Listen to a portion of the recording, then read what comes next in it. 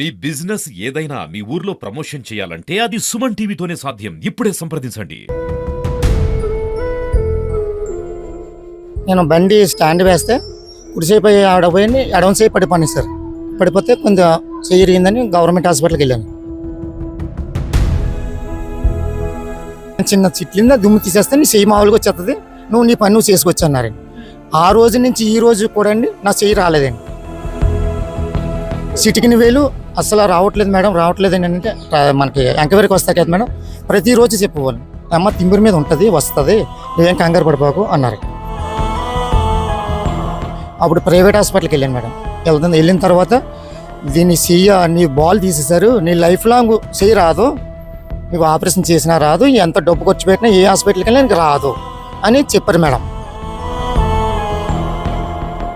మరి నీకు ఆపరేషన్ పడదు, ఆపరేషన్ ఎందుకు చేశారు అని శివానంద గారు చెప్పారండి. మరి ఇప్పుడు ఏం చేస్తున్నారు? ఇప్పుడు ఏం పని లేదండి, పాటు లేదండి. అలా తెచ్చి సందాలు ఇచ్చి పెంచుతారు. నమస్తే, వెల్కమ్ టు సుమన్ టీవీ. ప్రభుత్వ సామాన్య ఆసుపత్రి అసామాన్యమైన వైద్యాన్ని అందిస్తుంది అని ఎంతో మంది నిరుపేద కుటుంబాలు ఆసుపత్రికి చేరుకుంటూ కాకినాడ జిల్లా వ్యాప్తంగానే కాకుండా చుట్టుపక్కల ప్రాంతాల నుంచి అధిక సంఖ్యలో నిత్యం రోగులు వేలాదిగా వస్తూ ఉంటారు. అయితే ఇందులో చాలా లొసుగులు ఉన్నాయని మనకి క్లియర్ గా తెలుస్తూ ఉంటుంది. గతంలోనే ఎన్నో వివాదాస్పద అంశాలతో తెరపైకి వస్తుంది కాకినాడ ప్రభుత్వ సామాన్య ఆసుపత్రి. ఇప్పుడు మరో అంశంతో తెరపైకి వస్తుంది. అదే మనతో పాటు ఒక బాధితుడు ఉన్నారు. చిన్న యాక్సిడెంట్ కూడా కాదు, తను బండి స్కిడ్ అయి పడ్డంతో తన చేతికి చిన్న గాయమైంది. దీంతో కాకినాడ ప్రభుత్వ సామాన్య ఆసుపత్రికి ఆయన వైద్యం కోసం వెళ్లడం అయితే జరిగింది. అయితే తన చేయి పూర్తిగా పనిచేయడం లేదంటూ కూడా చెబుతూ ఉన్నాడు. అసలు ఏం జరిగింది ఏంటి తెలుసుకునే ప్రయత్నం చేద్దాం. మీ పేరేంటండి? ఇరుగుల వెంకటరమణ అండి నా పేరు. ఏమైందండి అసలు? నేను బండి స్టాండ్ వేస్తే కుడిసేపు ఆవిడ పోయి ఎడమ సేపు పడిపోయింది సార్. పడిపోతే కొంచెం చేయరిందని గవర్నమెంట్ హాస్పిటల్కి వెళ్ళాను. గవర్నమెంట్ హాస్పిటల్కి వెళ్తే కొట్టేసారు మేడం. కొట్టేసిన తర్వాత 2 వారాల తర్వాత నీకు సెట్ అయిపోద్దామా అని చెప్పారండి. 2 వారాల తర్వాత వెళ్ళాను మేడం. వెళ్ళిన తర్వాత 2 వారాల తర్వాత మళ్ళీ నీకు ఆపరేషన్ పడుతుంది, చిన్న దుమ్ము చిట్లింది తీసి ఆపరేషన్ చేయాలి, ఇప్పుడే జాయిన్ అయిపోమన్నారు. నేను ఏం తీసుకురాలేదండి. తీసుకొచ్చిన తర్వాత మళ్ళీ జాయిన్ అవుతానండి అంటే టెస్టులు రాశారండి. తీసుకొచ్చిన తర్వాత 2 రోజుల తర్వాత జాయిన్ అయ్యానండి. జాయిన్ అయిన తర్వాత ఆపరేషన్ చేశారండి. ఆపరేషన్ చేసిన తర్వాత ఈ ఏలి ఫస్ట్ నుంచి చెప్తున్నానండి మేడం, చిటికిన వేలు అసలు రావట్లేదు మేడం, రావట్లేదండి అంటే మనకి ఎంక్వైరీకి వస్తాయి కదా మేడం, ప్రతిరోజు చెప్పేవాళ్ళు అమ్మ తిమ్మిరి మీద ఉంటుంది వస్తుంది, నువ్వేం కంగారు పడిపోకు అన్నారు. అన్న తర్వాత అప్పుడు డిశ్చార్జ్ చేస్తారండి. చేసిన 12వ తారీఖున చేశారండి. చేసిన తర్వాత ఫిజియోథెరపీ చేయించమన్నారు. చేయించానండి. 6 నెలలు చేయించిన తర్వాత చెయ్యి అస్సలు రావట్లేదండి. అప్పుడు ప్రైవేట్ హాస్పిటల్కి వెళ్ళాను మేడం. వెళ్ళిన తర్వాత దీన్ని నీ బాల్ తీసేశారు, నీ లైఫ్ లాంగ్ చెయ్యి రాదు, నీకు ఆపరేషన్ చేసినా రాదు, ఎంత డబ్బు ఖర్చు పెట్టినా ఏ హాస్పిటల్కి వెళ్ళినా నీకు రాదు అని చెప్పారు మేడం ప్రైవేట్ హాస్పిటల్లో. అప్పుడు వచ్చి వెంటనే సూపరింటెండెంట్ గారిని కలిసాను. మరుసటి రోజున సోమవారం వచ్చానండి. వస్తే అప్పుడు ఆర్థోపెడిక్ డాక్టర్ని, అదే డాక్టర్ శివానంద గారిని పిలిచారండి. పిలిచిన తర్వాత శివానంద గారి దగ్గరికి వెళ్ళానండి. వెళ్తే అంటే మీకు సర్జరీ చేసింది ఆయనేనా? కాదు మేడం, వేరే డాక్టర్. వేరే డాక్టర్. అప్పుడు పిలిచిన తర్వాత వెళ్తే మరి నీకు ఆపరేషన్ పడదు, ఆపరేషన్ ఎందుకు చేశారు అని శివానంద గారు చెప్పారండి. అయితే నాకేం తెలుస్తారు, ఇలాగనే ఆపరేషన్ చేశారండి అంటే నీకు మరి రాదు, చెయ్యి రాదు, నీ లైఫ్ లాంగ్ అంతే.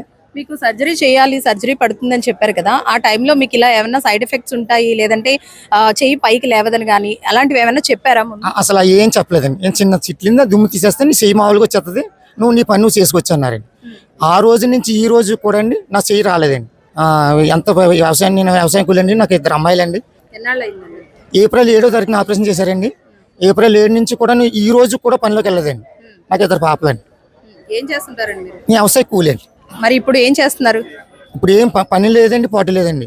అలా తెచ్చి సందాలు ఇచ్చి పెంచుతారు. ఏ ఊరండి మీరు? మాది కైకోవల్ గ్రామం అండి. ఏం కోరుకుంటున్నారండి? అంటే కలెక్టరేట్కి వచ్చి అర్జీ ఇచ్చారు కదా, అసలు ఏం కోరుకుంటున్నారు? అసలు న్యాయం చేయమనండి, అందుకని.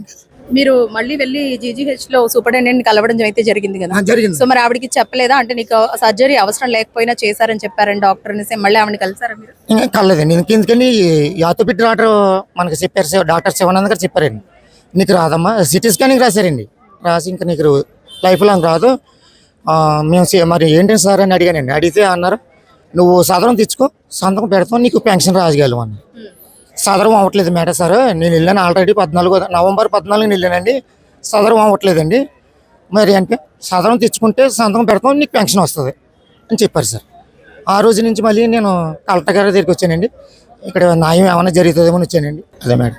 చూసారు కదండి, ఎంతో క్లిష్టతరమైన ఆపరేషన్లు సైతం సక్సెస్ఫుల్ గా చేస్తూ ఉంటుంది కాకినాడ జీజీహెచ్.